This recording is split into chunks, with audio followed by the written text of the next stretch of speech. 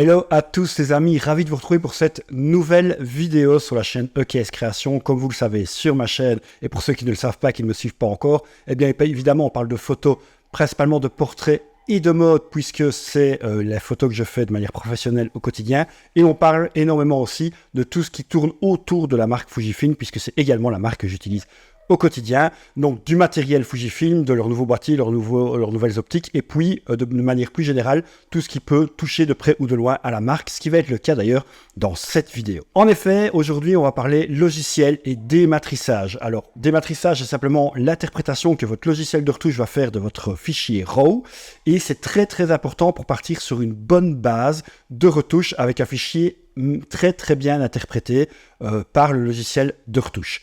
On n'a généralement pas de souci, quel que soit le logiciel de retouche, sur ce domaine-là quand on travaille sur des matrices Bayer, donc des marques comme Canon, Sony ou bien d'autres, bien qu'on peut avoir quand même des différences de qualité de dématrissage, mais dans l'ensemble, c'est généralement bon partout. Certains sont légèrement meilleurs que d'autres. Ici, vu qu'on parle de Fujifilm, on a un problème depuis des années pour les Fujistes qui me regardent et pour ceux qui prévoient peut-être un jour d'acheter un appareil Fujifilm, c'est le dématrissage des RAF, des RAW Fujifilm. Pourquoi c'est un problème depuis des années? Simplement puisque, comme je vous le disais, toutes les marques utilisent la même matrice, qui est une matrice Bayer. Il faut savoir que la plupart des marques, à part Canon, la plupart des marques se fournissent chez Sony, ont des capteurs Sony avec des matrices Bayer, et même Canon, qui fabrique lui-même ses capteurs, utilise également une matrice Bayer. Donc l'interprétation, la recette d'interprétation de dématrissage des RAW est généralement bien faite, quel que soit le logiciel de retouche qu'on utilise, simplement parce que tout le monde connaît la recette. Fujifilm a décidé depuis des années d'avoir sa propre matrice, qui est la matrice X-Trans. Quelle est la différence avec la matrice Bayer? Eh bien, c'est simplement, je vous mets une petite image ici d'ailleurs, en surimpression, c'est la disposition des RGB, donc des points, des photosites bleus, verts et rouges, qui sont différents que sur une matrice Bayer. Ils sont positionnés différemment, et ce qui va apporter, d'après le constructeur nippon, et que j'ai pu constater tout au long de mon utilisation Fujifilm, eh bien, une disparition, en tout cas une atténuation énorme de l'effet de moiré. C'est cet effet de strie qu'on peut avoir sur certains textiles. Pour un photographe de mode comme moi, c'est super important. C'était d'ailleurs aussi une des raisons pour lesquelles je suis passé chez Fujifilm. Et puis, il y a aussi une meilleure gestion du bruit dans certaines situations. Alors, du bruit provoqué par les couleurs, il y a une meilleure gestion sur les X-Trans, à mon sens, en tout cas, que sur les matrices Bayer. Après, il y a les logiciels, les traitements algorithmiques des appareils qui peuvent corriger ça, mais de base, généralement, la matrice X-Trans s'en sort mieux que la matrice Bayer. Ça, c'est les avantages de cette matrice X-Trans, mais il y a des inconvénients, c'est qu'il n'y a qu'une seule marque qui l'utilise, la recette, l'algorithme est différent, et donc les logiciels de retouche ont plus de mal à l'interpréter et à bien dématricer les informations d'un fichier RAW, parce que comme vous le savez, un fichier RAW n'est pas une photo, c'est une information de lumière, de prise de vue et de prise de lumière, et de là, on va en tirer une photo grâce à son logiciel de développement. Et effectivement, la plupart des logiciels de retouche ont du mal avec la matrice X-Trans parce que la recette est différente. Donc en fait, ils doivent travailler de manière différente qu'avec toutes les autres marques. Et puis, puisqu'il n'y a qu'une seule marque qui l'utilise, généralement les efforts de compréhension et de dématrissage sont plus axés sur la matrice Bayer par les développeurs. Et la matrice X-Trans vient généralement dans un second temps, ce qui peut parfois amener des dématrissages qui sont de moins bonne qualité.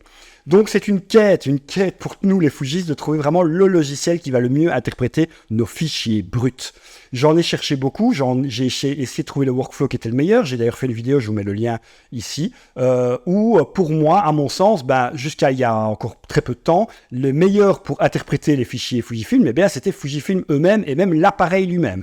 Donc dans mon ancienne vidéo, je vous proposais de passer par le logiciel Fujifilm X-RAW Studio, de brancher votre appareil photo sur votre ordinateur, et puis c'était l'appareil photo qui travaillait lui-même pour transformer le fichier RAW en TIFF et avoir la meilleure interprétation possible. Ça fonctionnait très bien, ça fonctionne toujours très bien, mais c'est très lourd comme workflow puisqu'on doit passer par deux logiciels séparés, et en plus le dématrissage est très lent vu que c'est le processeur de l'appareil photo qui travaille et pas celui de votre ordinateur. Donc c'est assez fastidieux, et quand on doit faire vraiment du traitement par lot, ça devient vraiment très compliqué, et ça, parfois on baisse les bras, moi le premier, à me dire tant pis, je vais laisser, dans mon cas Adobe, je vais laisser donc Camera Raw dématricer lui-même, même si c'est un peu moins bien que les autres. J'ai besoin de performance et j'ai surtout besoin d'aller vite. J'en ai testé plusieurs. Clairement, pour moi, le meilleur, c'est DxO qui dématrisse largement mieux les points RAF que tous les autres concurrents. On va le voir ensemble. Ah bah, il est possible également, et je pense que DxO aussi s'en sort légèrement mieux pour toutes les autres matrices, c'est possible, mais ici c'est pas le sujet puisqu'on parle de Fujifilm. Alors vraiment pour Fujifilm, il y a une énorme différence entre DxO et les autres logiciels. On va essayer de remettre tout ça évidemment dans le contexte. Qu'est-ce que DxO? Qui sont DxO? DxO, c'est une marque française qui propose toute une suite de logiciels de traitement photo. On peut le regarder ici sur le PC. On a évidemment Photolab qui est vraiment leur logiciel de retouche, un peu comme leur Lightroom si vous voulez, à eux. On ne va pas parler de ça aujourd'hui, on en parlera peut-être une autre fois, mais comme je vous l'ai dit, je suis un utilisateur Lightroom Photoshop, et donc c'est avec ces logiciels-là que je fais mon traitement photo, et donc j'ai pas envie de parler de quelque chose que je connais mal. Peut-être qu'un jour, si je décide de tryharder, de vraiment travailler DxO Photolab, je vous en parlerai, mais je n'ai pas envie de parler de quelque chose que je connais mal. On a DxO Viewpoint, ça on n'en parle pas du tout, c'est vraiment pour les logiciels, pour les photographes d'architecture. Voilà, sachez que ça existe, et en tout cas apparemment ça fonctionne très bien, mais moi c'est pas du tout mon domaine, donc j'y connais rien, je vais pas vous en parler. DxO Filmpack, ça je vous en parlerai. C'est un logiciel qui permet en fait d'appliquer des simulations de pellicules. Il y en a vraiment pléthore de simulations de pellicules sur vos photos. Vu que je suis un utilisateur Fujifilm, c'est quelque chose qui me plaît énormément, donc on en parlera certainement, mais plutôt avec mon collègue Monsieur Sanders du Bistrot de la Photo, qui lui est un photographe argentique. Ce sera très intéressant, donc ce ne sera pas sur la chaîne EKS Création, mais sur la chaîne du Bistrot de la Photo. Mais ce qui nous intéresse, messieurs, dames, aujourd'hui, c'est DxO Pure RAW. Puis DxO Pure RAW, en fait, c'est lui vraiment qui va interpréter votre logiciel, votre photo RAW, pardon, et essayer d'en tirer le meilleur et le maximum de détails possible et vraiment le plus juste possible. Je veux quand même préciser quelque chose. Vous avez juste ici en bas un lien d'affiliation qui vous permet en fait d'acquérir les logiciels DxO avec une réduction. Alors la réduction, je vous la mettrai chaque fois, je la mettrai à jour selon la réduction à laquelle vous avez droit grâce à mon lien d'affiliation et selon les promotions aussi qui se cumulent ou non durant l'année de DxO. Tout ça sera chaque fois mis à jour, mais sachez que via ce lien, vous avez de toute manière un avantage financier à prendre un logiciel DxO plutôt qu'à le prendre via le lien classique, donc n'hésitez pas, et puis ça me soutient aussi, puisque DxO me reverse, comme ça je suis complètement transparent avec vous, me reverse une petite commission, mais, et ça c'était très important, sachez que DxO m'a contacté il y a presque un an avant cette vidéo, j'étais pas spécialement convaincu de l'ancienne version DxO Pure RAW 3, comme ça vous saurez tout, et donc j'ai tardé à faire cette vidéo, j'ai pris un an pour que DxO Pure RAW 4 sorte et que je sois complètement convaincu, parce que même s'il y a un partenariat commercial, et ça je ne vous le cache pas, je ne présenterai jamais sur ma chaîne quelque chose qui ne me convainc pas, et là c'est le cas, donc j'ai décidé vraiment de vous le présenter dès maintenant. Ok, donc comme je vous l'ai dit, de tous les logiciels, c'est DxO Pure RAW qui nous intéresse, le voici. Quelle est la promesse de DxO? Eh bien, on a une optimisation exclusive de la netteté de l'objectif. Ce sont toutes des choses que tous les logiciels de dématrissage proposent, mais j'ai vraiment constaté que DxO le faisait mieux que les autres. Donc on a l'optimisation exclusive de la netteté de l'objectif, le dématrissage unique, donc ça c'est vraiment ce qui nous intéresse, reposant sur une technologie de réseau neuronal. Je ne rentrerai pas dans les détails, mais voilà, en tout cas, ils ont une technique de dématrissage qui est unique. Réduction du bruit, ça on le verra pratiquement pas cette fois-ci. On pourra peut-être faire une autre vidéo en comparant vraiment les différentes techniques de débruitage entre DxO et les autres, mais c'est pas vraiment le sujet de cette vidéo. Mais en tout cas, sachez que c'est très très performant, c'est au moins aussi bon que ce que Lightroom propose avec son nouveau système d'intelligence artificielle. C'est en tout cas au moins aussi bon, voire meilleur. Compensation de la distorsion, correction de l'aberration chromatique, correction de vignettage, bref, tous les logiciels de dématrissage le font, tous les logiciels de traitement photo le font, mais DxO a vraiment ce petit truc en plus, on va le voir tout de suite. Alors DxO Pure RAW fonctionne de deux manières. Soit vous êtes vraiment un utilisateur de la suite DxO et il peut fonctionner de manière en tâche de fond ou de manière standalone où vous ouvrez DxO Pure RAW, vous mettez vos fichiers dedans, vous les dématrissez, vous pouvez même directement les exporter en JPEG et voilà si vous voulez pas faire de retouches dessus et pour avoir juste le meilleur JPEG possible, ça c'est possible. Ou alors ça s'utilise en plugin avec votre logiciel de traitement que vous utilisez habituellement. Ici, en l'occurrence, Lightroom que j'utilise toujours. Moi ce qui m'intéresse vraiment ici, c'est de voir comment il se coupe dans mon workflow avec Lightroom, puisque je suis un utilisateur Adobe et que je voulais vraiment trouver un système de dématrissage qui s'inclut bien dans mon workflow Adobe, ce qui est le cas ici. Donc ici, sur Lightroom, j'ai sélectionné 4 photos. La quatrième, on en parlera certainement dans une autre vidéo, parce que je pense que ça concerne, comme je vous l'ai dit, vraiment une vidéo à part sur le débruitage. On va prendre surtout les 3 photos qui sont là, que j'ai fait en shooting mode avec Axel. Ici, on a les RAF, les points RAF, donc c'est l'interprétation. Ici, c'est l'aperçu que Lightroom me génère d'après mon RAW. c'est un aperçu standard, je préfère le préciser. Vous pouvez avoir un meilleur aperçu encore en mettant un aperçu 1.1, mais alors vous avez vraiment une usine à gaz au niveau Lightroom. Donc généralement on utilise l'aperçu standard. L'aperçu standard et l'aperçu 1.1, pour faire vite, en fait vous avez pratiquement la même chose. C'est juste qu'il va générer l'aperçu maximum dès le départ, donc ça prend plus de temps, tandis que l'aperçu standard, il génère le meilleur aperçu selon le cadrage et le niveau de zoom sur la photo, et puis quand vous allez zoomer sur la photo, il va recalculer pour remettre de la netteté et remettre du détail. Donc voilà l'aperçu que Lightroom nous propose. J'ai toujours une petite frustration parce que j'ai déjà évidemment mis des RAW d'autres marques, j'ai pas toujours été chez Fujifilm dans ma vie, et j'ai remarqué que les aperçus étaient quand même beaucoup plus détaillés sur les matrices Bayer que sur les matrices X-Trans. Donc on a toujours ce souci sur Lightroom, même si ça a été largement amélioré, on a quand même toujours ce petit problème. C'est pour ça que je cherchais vraiment le meilleur logiciel de dématrissage. Vous voyez, c'est toujours ce petit voile un peu flou comme ça, alors que je vous assure qu'à la base ma photo est nette. D'ailleurs, si j'exporte directement le JPEG de mon appareil, j'ai pas du tout le même rendu, un rendu beaucoup plus net. Comment fonctionne DxO au niveau du plugin? C'est assez simple, vous sélectionnez les photos, vous pouvez par exemple les flaguer avec votre petit drapeau là-bas et puis sélectionner toutes les photos que vous voulez travailler. Et quand elles sont toutes sélectionnées, vous faites simplement un clic gauche, exporter, puisqu'on va l'envoyer vers un autre logiciel externe, ici PureRAW 4. Alors il y a soit de l'aperçu et traitement avec PureRAW 4, ou alors on a traitement instantané avec PureRAW 4. Moi je préfère l'aperçu et le traitement, ça va me permettre aussi de vous présenter un peu les différents micro-réglages que vous pouvez faire. Le traitement instantané va reprendre les anciens réglages que vous lui avez donnés la première fois et puis les réappliquer tout de suite. Donc on va dans l'aperçu, il va évidemment ouvrir PureRAW et on va pouvoir peut-être travailler certains réglages avant d'exporter, mais je vous assure que les réglages de base sont déjà excellents.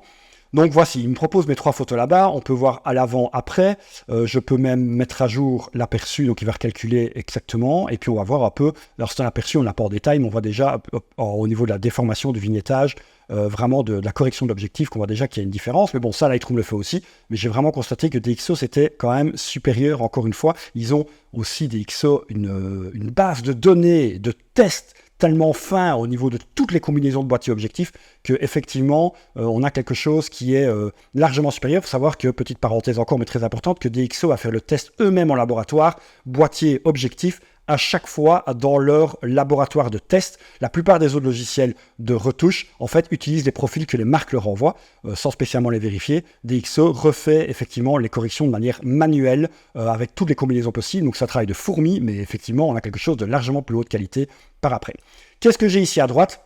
Avant de lancer le traitement, j'ai soit le Deep Prime, soit le Deep Prime XD ou XD2. Deep Prime, en fait, ça va fonctionner pour la plupart de vos photos si elles sont dans de bonnes conditions de lumière, et encore une fois en matrice Bayer généralement, mais là on va avoir une interprétation qui est déjà vraiment parfaite. Le Deep Prime XD il va aller encore plus loin, déjà il va mieux travailler le bruit, bon ici on n'a pas de bruit, mais il va encore mieux aller chercher la netteté et les détails, et je vous conseille vraiment d'utiliser le Deep Prime XD quand vous êtes un utilisateur Fujifilm. Le XD2 c'est encore supérieur, mais n'est pas encore disponible pour Fujifilm, donc je ne peux pas vous le montrer maintenant, mais le Deep Prime XD est déjà très très impressionnant. Ici les corrections de l'objectif, netteté de l'objectif standard, moi je pense que c'est le mieux, parce que là il va au moins se coller à ce que l'objectif est capable de donner au mieux. Après, fort et élevé, il va en rajouter en fait de manière logicielle. Ça peut très bien fonctionner, mais moi je trouve que le standard est déjà très bien. Est-ce qu'on corrige de vignettage ou non? Ça, c'est une décision artistique si vous voulez garder du vignettage ou pas, comme l'aberration chromatique ou comme la distorsion de l'objectif. Au niveau du format de sortie, là aussi je vous conseille, si vous êtes un utilisateur Adobe de prendre le DNG, je vous le conseille vraiment de manière vive, parce que le point DNG c'est un fichier Adobe qui a été créé pour Adobe et pour les logiciels Adobe, donc c'est hyper bien digéré par Adobe. Si on envoie DNG à Lightroom et Photoshop, Camera Raw, puisque c'est en fait Camera Raw qui interprète tous les fichiers en tâche de fond, que ce soit pour Lightroom ou Photoshop, va hyper bien digérer le DNG et on n'aura aucune perte. Par contre, pour les autres logiciels, vous pouvez par exemple utiliser du TIFF si vous préférez, et si vous ne voulez pas faire de retouches, ou très peu, vous pouvez directement exporter en JPEG pour garder juste les réglages du boîtier. Vous pouvez choisir le dossier dans lequel les photos vont être stockées. Vous pouvez choisir de la manière dont il va renommer les photos. Et puis alors après, sachez qu'il va aussi les mettre dans une collection dans Lightroom, soit une collection par défaut, qui sera la date et l'heure, soit vous pouvez le mettre dans une collection que vous avez au préalable créée. Ici, par exemple, voilà, j'ai DNG DxO que j'avais créé, je le sélectionne et puis je mets traiter maintenant et je clique sur le traitement. Là, je vais changer aussi parce que j'ai déjà préparé les photos en avance. Et je lance ce traitement et DxO va travailler, puis on va aller revoir sur Lightroom ce que ça donne. Quand je me retrouve ici dans Lightroom, eh bien, j'ai mes DNG DxO qui ont été créés. Alors, On fera le comparatif juste après, mais déjà, si on zoome ici, on va voir que, oulala, on a gagné du détail, on le voit dans les cheveux, on voit machin, l'aperçu n'est plus du tout le même que sur Lightroom, même ici, alors qu'ici, on avait la photo qui était la plus molle au niveau du détail. On en a gagné énormément au niveau des yeux, vous allez voir au comparatif surtout. D'ailleurs, celle-ci, c'est une des plus criantes au niveau du détail. Vous voyez, au niveau des détails de la peau, des cils, tout a été sublimé par DxO. C'est très, très, très impressionnant. C'est très agréable pour moi après à retoucher, surtout quand on veut faire du micro-retouche pour éviter d'avoir un effet peau de lisse ou peau de poupée sur la peau, justement, de pouvoir aller travailler dans les micro-détails, il faut déjà les voir, ces micro-détails. Et là, DxO les a largement fait ressortir. Maintenant, j'entends aussi les critiques qu'on peut faire, ou en tout cas les objections qu'on peut faire en disant « Ok, mais là, on est en train de comparer un fichier DNG, donc qui a déjà été dématricé complètement par DxO Puro, alors que Camera Raw nous propose un aperçu, bien que l'aperçu Camera Raw et l'aperçu Lightroom elle n'est pas vraiment différent de ce qu'après Camera Raw va nous sortir en exportation. Mais pour être au plus juste, j'ai évidemment décidé d'exporter mes photos également en DNG avec Camera Raw pour pouvoir comparer DNG versus DNG. Donc je vais vous montrer les deux. J'ai d'abord montré le DNG de Puro par rapport à l'aperçu Lightroom. Donc ici à gauche, on a le DNG créé par Puro. Et ici, nous avons l'aperçu Lightroom sur lequel généralement on travaille. Pourquoi je compare quand même l'aperçu au Puro? Simplement parce que dans la plupart du temps, vous allez travailler sur l'aperçu. Vous n'allez pas travailler, vous n'allez pas vous amuser à exporter un DNG avec Lightroom et puis après réapporter le DNG sur Lightroom pour travailler dessus. Généralement, on travaille sur l'aperçu. Donc c'est quand même intéressant de voir ce que Puro nous renvoie dans Lightroom de manière très rapide et l'aperçu que Lightroom nous propose, et on peut directement voir que, regardez les yeux ici, ça n'a plus rien à voir. On va travailler sur quelque chose de beaucoup plus détaillé et beaucoup mieux interprété que Lightroom et que l'aperçu Lightroom, pardon. Si on en revient ici sur l'autre photo, je vais quand même essayer, voilà. Là ici, c'est aussi hyper criant. Regardez là, cette différence énorme entre les deux. Regardez les différences dans les lèvres, dans le nez, les sourcils, enfin bref, les cheveux, on peut tout remettre. Là aussi, on a une différence, mais phénoménale, entre ce que Puro nous renvoie et l'aperçu Lightroom. Et la dernière ici, regardez, voilà, les images parlent d'elles-mêmes, c'est encore assez flagrant, cette différence entre les deux. Là, je vais pouvoir vraiment travailler sur mon modèle. Vous voyez, au niveau des défauts dans le blanc des yeux, sur les boutons, tout est beaucoup plus visible, largement, entre DxO Puro et l'aperçu Lightroom. Alors, si on est complet et si vraiment on a envie de se dire « Allez, je vais quand même demander à Camera Raw de m'exporter un DNG pour travailler sur un DNG après », je l'ai fait pour voir la différence entre les deux exportations. Et donc là, on voit vraiment comment le système Adobe interprète de manière complète le RAW de chez Fujifilm. Donc à gauche, on a toujours ce qui est proposé par... Donc là, ça ne change pas, c'est toujours le DNG de chez... Camera Raw, et regardez le DNG d'Adobe, là, il n'y a plus du tout match. On a quelque chose d'énorme de différence, parce que même quand on laisse Adobe travailler à fond, il y a quand même une différence qui est quand même criarde, et quand on veut vraiment travailler sur de la retouche en détail, et donc de la retouche subtile, sans faire du travail de cochon, on a besoin de voir les détails à l'avance, et là, c'est quand même une énorme différence. Regardez encore ici, je vais essayer d'aller retrouver, voilà le visage, c'est quand même énorme aussi cette différence. Regardez ici la dernière, c'est quand même énorme la différence. Donc l'aperçu est quand même, était quand même vachement proche du DNG. Là, je pense quand même que le DNG fait par Adobe a quand même légèrement amélioré les choses, a rajouté du détail, mais c'est quand même sans commune mesure avec ce que DxO nous a sorti. Donc ça va me permettre évidemment de retravailler ma photo de manière beaucoup plus sérieuse et de manière beaucoup plus professionnelle, d'aller travailler dans les détails et de ne pas commencer à travailler à la truelle, comme je dis généralement. Voilà, ça sert même à rien d'aller plus loin. Là, on parle d'un logiciel de dématrissage. Donc, pour moi, c'est le meilleur. C'est un logiciel qui va vous prendre dans votre workflow selon le temps et le nombre de photos et le type de dématrissage que vous allez choisir, plus ou moins de temps. On va dire que moi, par exemple, quand je fais un mariage et que je décide de dématrisser, on va dire 100, 200 ou 300 photos que j'ai sélectionnées au préalable, qui sont les photos finales, ça va peut-être prendre 1h20 de temps de travail. Ça me permet au moins d'avoir des photos qui sont nickel, d'aller boire un café, etc. Et puis de travailler sur des vraies bonnes photos, parce que vous pouvez travailler par lot. Mais on a vraiment en fait une base de travail qui est sans commune mesure avec ce qu'Adobe nous propose. Donc si je peux vraiment vous conseiller un logiciel de dématrissage, c'est DxO Pure RAW et j'ai tout essayé. Donc si vous cherchez toujours, si vous êtes toujours dans cette réflexion de savoir comment mieux interpréter vos points RAF et vos RAW Fujifilm, sans discussion possible actuellement, en tout cas avec DxO Pure RAW 4, il y a pas de concurrence, selon moi. Donc là, on parle uniquement de Pure RAW. Les autres logiciels font certainement l'aspect d'un autre test avec peut-être d'autres conclusions. Et si elles sont déjà sorties, vous aurez les liens ici en bas de la vidéo. Mais en tout cas, Pure RAW, c'est le leader du dématrissage pour Fujifilm. Cette vidéo est clairement un avis personnel, mais basé sur des faits objectifs. Donc n'hésitez pas, évidemment, si vous êtes intéressé, à surtout suivre le lien d'affiliation pour avoir votre réduction. Et puis, pour moi, soutenir mon travail. Donc ça me ferait super plaisir. Voilà, dites-moi ce que vous en avez encore une fois pensé. Et dites-moi aussi comment vous dématrissiez avant, ou si vous utilisiez déjà DxO, ou si vous avez une autre solution. En tout cas, ça m'intéresserait vraiment de le savoir. Faisons vivre cette communauté, faisons vivre les commentaires. J'essaierai de répondre à un maximum de monde. Voilà, en tout cas, le plus important, c'est sortez et faites des photos, et on se retrouve très vite pour d'autres vidéos. Allez, salut, ciao!